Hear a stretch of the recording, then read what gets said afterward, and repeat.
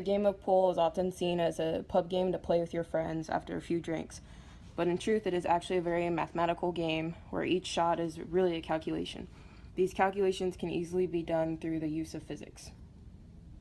One calculation is the draw shot, where the ball is struck and eventually rolls back towards the shooter rather than continuing to roll forward as with the normal shot. This type of shot is demonstrated in the following video.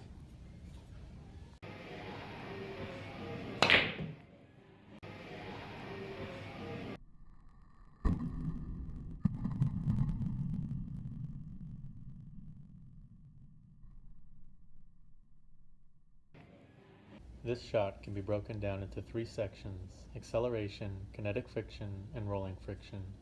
In the acceleration step, the ball begins at rest and then is acted upon by the cue stick.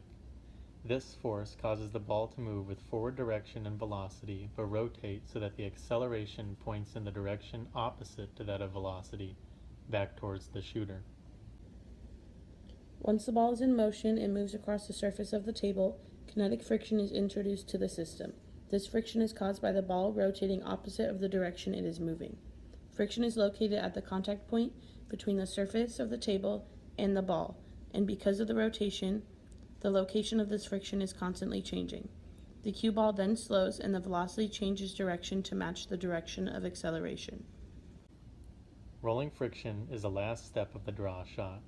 The rolling friction is what slows the movement of the cue ball and, depending on the shot, more or less roll may be desired by the shooter.